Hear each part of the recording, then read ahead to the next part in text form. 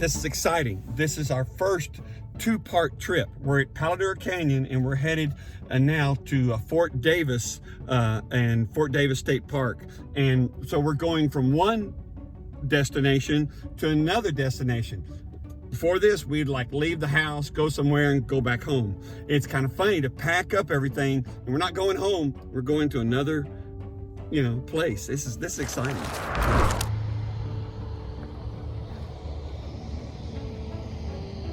Fort Davis, possibly the best preserved frontier army post in the country, especially in Texas.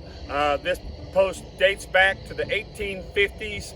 We're going to talk a little bit more about its colorful history and controversial existence.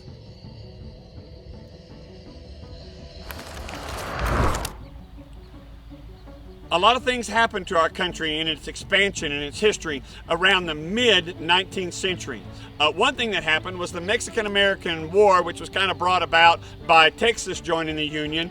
And then when that was over, suddenly there were thousands of Union troops in Texas and on the border.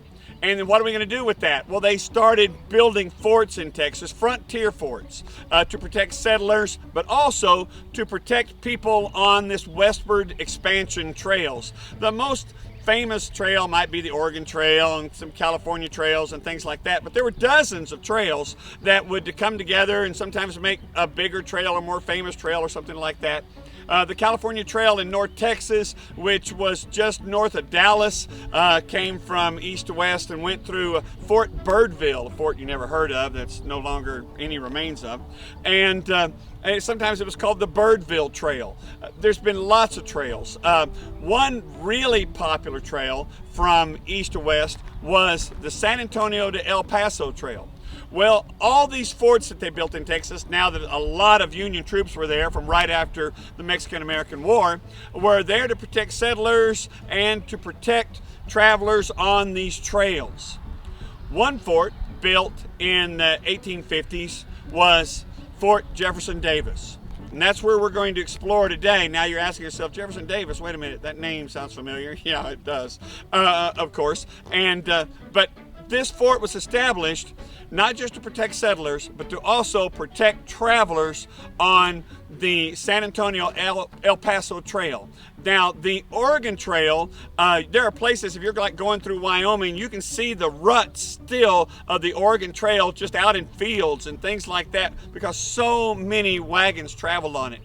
Right behind me is the remains of the San Antonio El Paso Trail. That's what that road is right there. And I can prove it to you because here's a historical marker. The San Antonio El Paso Road. This fort was established on the San Antonio El Paso Road, or some way or another ended up coming through it.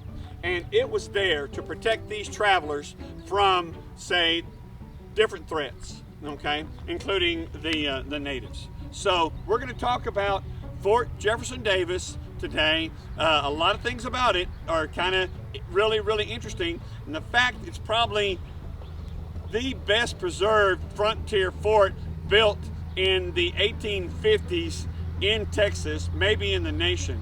And it's going to be a beautiful thing to explore. And then we're also going to, like I said earlier, explore the strange history of its existence.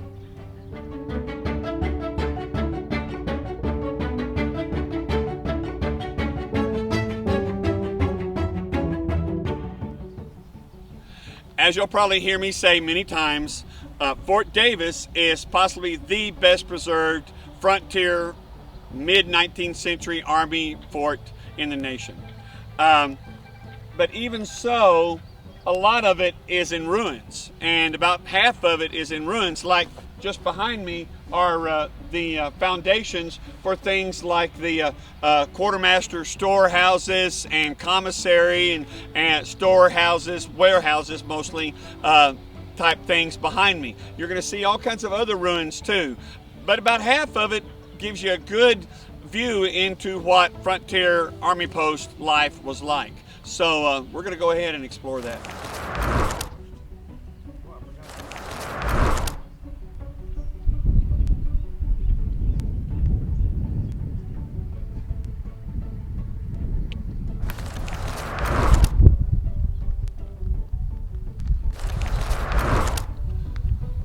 the Civil War, the post was reestablished as a cavalry post instead of just an infantry post as it was before the Civil War. A lot of the ruins that you see behind me are what was added after the Civil War for the cavalry regiment. Things like corrals, grain storage, and some barracks and things like that. But mainly that was for all the operation of the horses and the cavalry.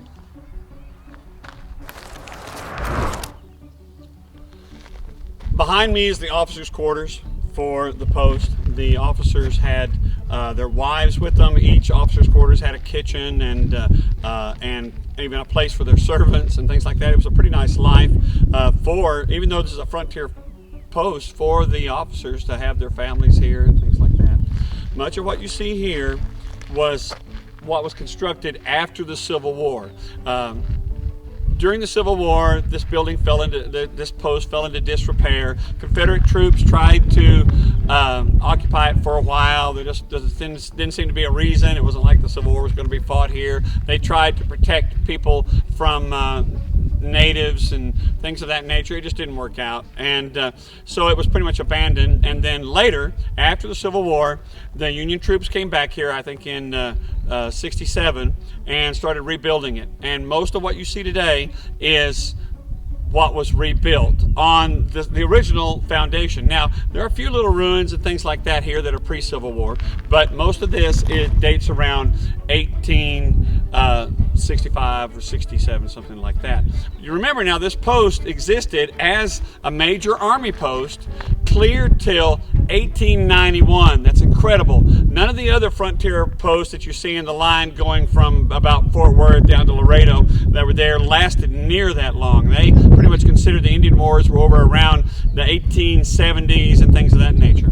After the Battle of Palador Canyon, and of course in '76, Custer was fighting the Sioux up in Wyoming and things of that nature. But they continued here trying to protect people traveling from the east to the west. Now, after the Mexican-American War, the United States really wanted to establish that everything west of the Mississippi, clear to the Pacific Ocean, belonged to the United States. So they were encouraging people to settle the west and go to California and things like that as much as possible, and these people needed protection in doing it. And there were dozens of trails, and one of them came from San Antonio to El Paso. Now, this trail went on west from El Paso, and it went south. It was the southernmost trail for the western expansion, and as a consequence, it didn't go through the major Rocky Mountains. It went through New Mexico, and it didn't go over the high passes and things like that. It went kind of south around the mountains to California. This trail was open year-round, and this fort protected that trail. It was one of several forts that was established to protect that trail, and or that road, sometimes it's called. But most of what you see today is going to be stuff that was established after the Civil War. But we're going to talk more about the name of the post and some other history about it in a little bit.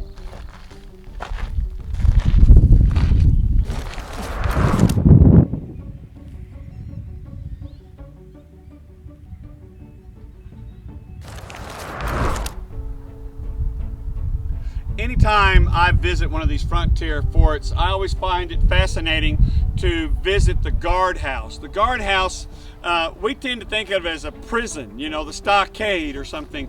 Take this man and put him in the guardhouse for a week or something of that nature. But actually it served two purposes. The guardhouse, you didn't have to have a stockade for prisoners if you had the guardhouse, because the guardhouse was where, well, every post has a posted guard 24/7, okay? You have people who walk the perimeter, people who check on certain things, people who have maybe a stationary position where they can watch stuff.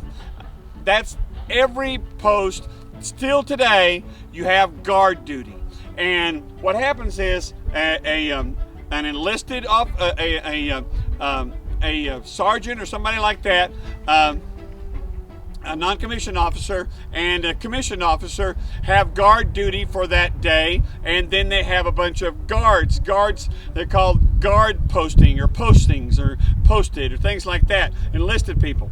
And they meet at the guardhouse and they do 2-hour shifts, 2 hours on, 4 hours off. This happens 24 hours a day. For about 24 hours, they'll be on guard duty, and they'll do 2 hours of walking the perimeter, doing whatever they need to do, going to whatever place, whatever vantage point or something where they serve guard at the guardhouse. And so there'll be some bunks here, and the sergeant of the guard and the officer of the day will be here. And what they will do is they'll take a couple of guards out to a posting and drop them off, and they'll walk around and pick up the guards, bring them back. They got 4 hours off or something like that, and they can rest, sleep, go get something to eat, do whatever they need to do. But they're on guard duty for that 24 hours here at the guardhouse. But the guardhouse also has cells. Since there are guards here 24 hours a day, you can certainly guard these prisoners, these guys that are being punished by some type of decree from some officer or something. And these are small little cubicles. Somebody doesn't spend a lot of time there. They might spend, let's say they do something bad, well, they'll be put there until they go to trial, then they're shipped off to Fort Leavenworth, Kansas or whatever. But the guardhouse serves these two purposes. One, for the guards of the day to work from, and also to keep people that need to be kept away and punished or something of that nature.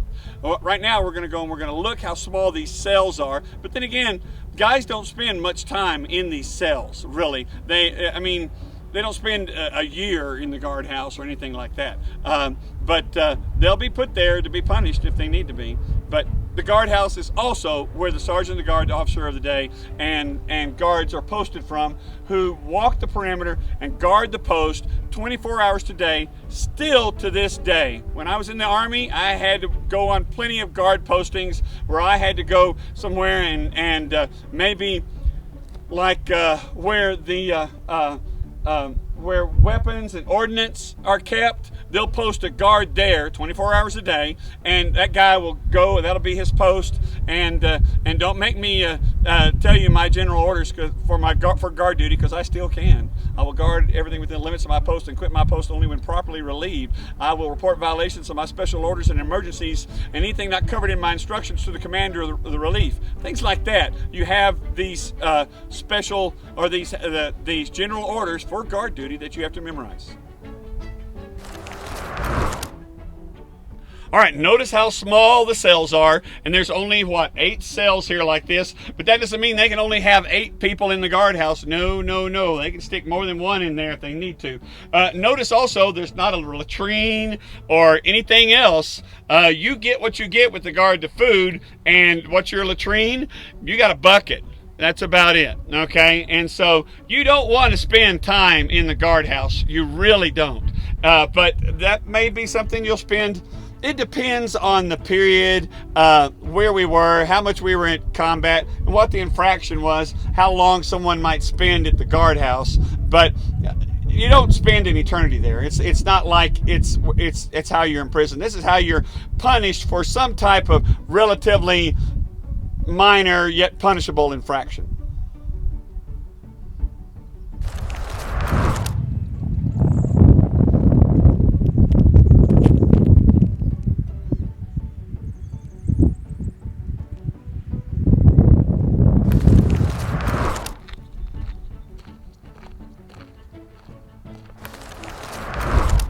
Behind me, you can see the 2-story officers' quarters. These are nicer quarters. And there were other buildings, some of them in more ruins, but there's 2 things I want to talk about here. One is you can really see the amount of restoration they might have made. Take this one behind me here. It's easy to tell what bricks are new that they put there to shore it up so it wouldn't collapse anymore, and which ones are the original structures. And this is the kind of thing I like to see. I don't necessarily want to see it look like it's brand new. I want to see like it's been there for well over 150 years or more. And so that's pretty neat. You can really tell what's new, what's old, and I really like that sort of thing.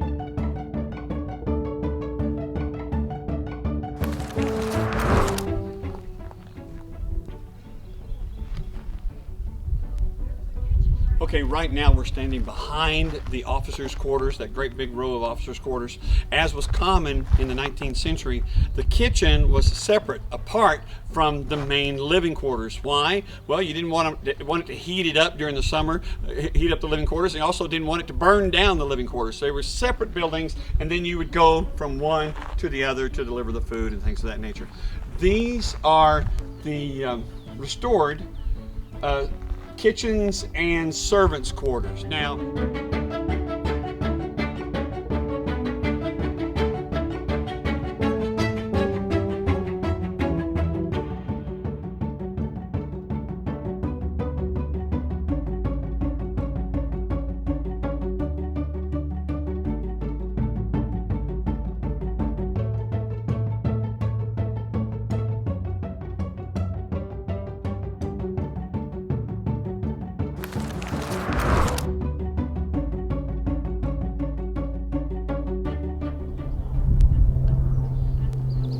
okay, now when we say servants' quarters, remember this is after the Civil War. We're not talking about slaves or anybody like that. The officers in a post like this would sometimes hire local people to work for them, and that way boost the economy. Or sometimes they would offer a job to help and cook. So let's say an enlisted person had some skills in that regard. They would get this enlisted person to work for them and cook and take care of things. And what's the benefit to that? Well, you get out of a lot of arduous training and duty, and you get your own house to sleep in. You get your own quarters to sleep in. You don't have to sleep in the barracks. So these strikers, these guys that were enlisted, that officers would sometimes use as their servants or aides or whatever you want to call it, got a pretty good deal out of it, and kind of it was sometimes even a pretty good path to promotion, because you got to impress some officers who might promote you or something like that. And so an aide to an officer was always kind of a good idea. But all of these things you see in the line here right behind me are ruins of these kitchens and servants' quarters.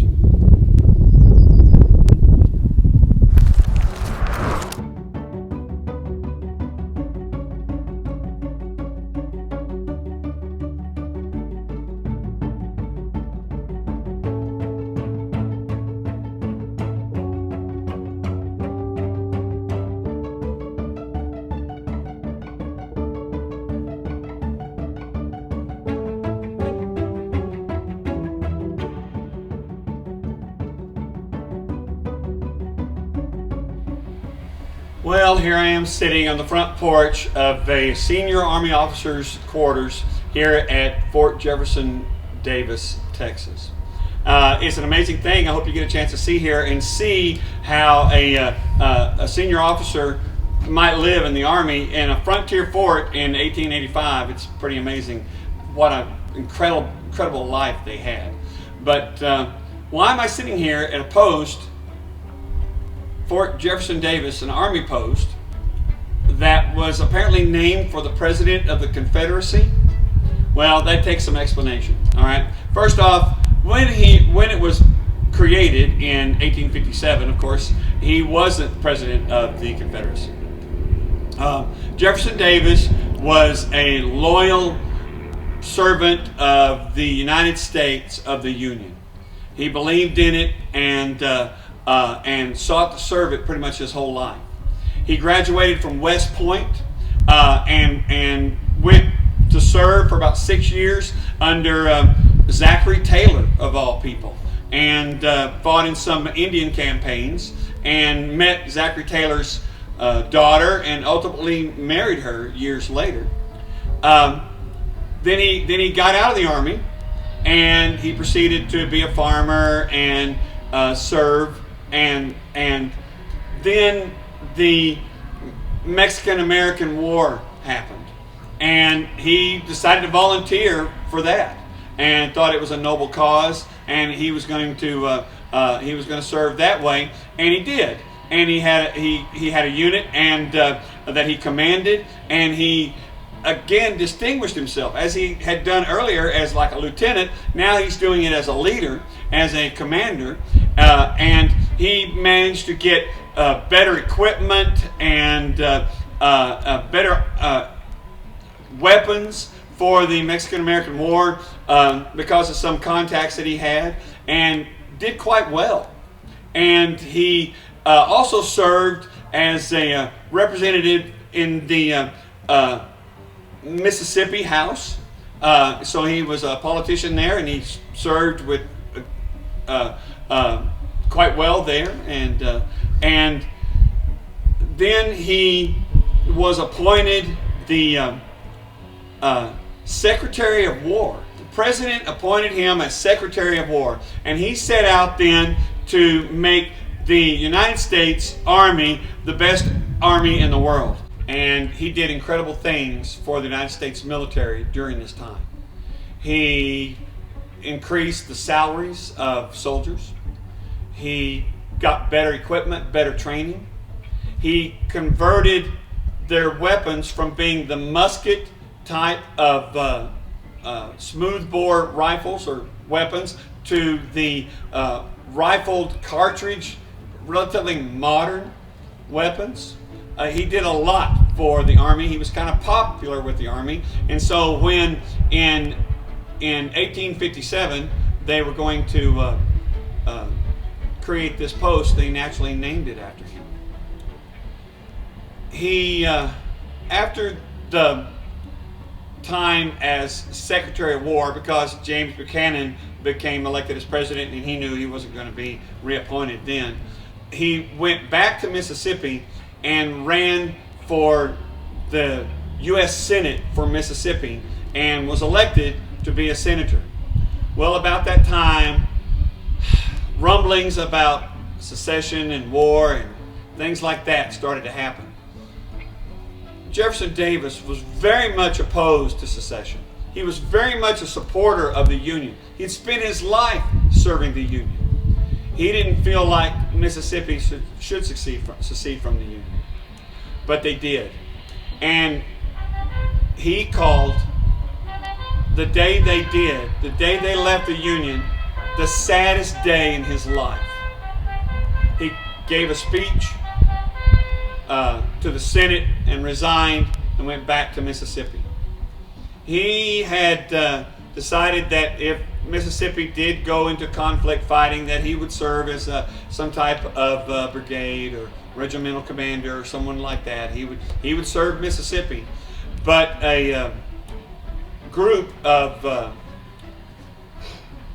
members from the Confederate States met and decided to appoint him as president of the Confederacy.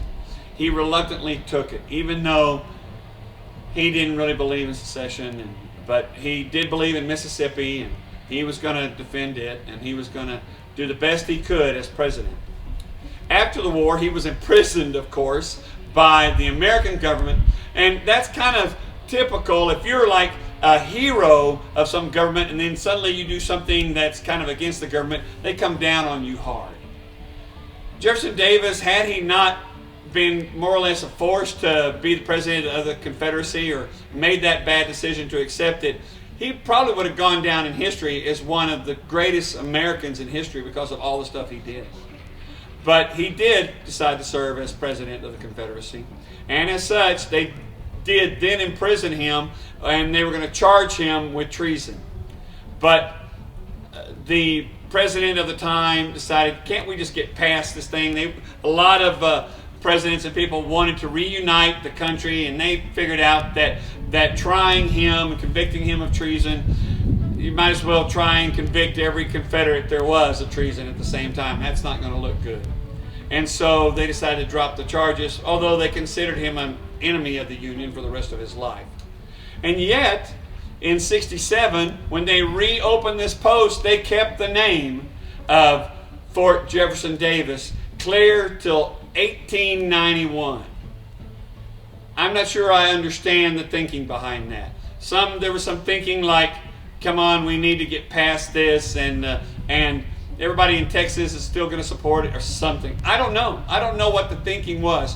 Why would you do that? Why would you have a military post, an active military post, after someone named after someone you thought was an enemy of the state?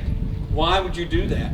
So I don't understand it, but this was one of the most successful, most colorful, and is by far the most well-preserved frontier fort of the United States Army. It's one of them. There's a couple others up north, but this is an amazing place. I intentionally didn't show you everything on this post there is to see, because I kind of want you to visit for yourself. So that was Fort Jefferson Davis, an Army post named for the President of the Confederacy. Not really. It was named for the Secretary of War, but something happened.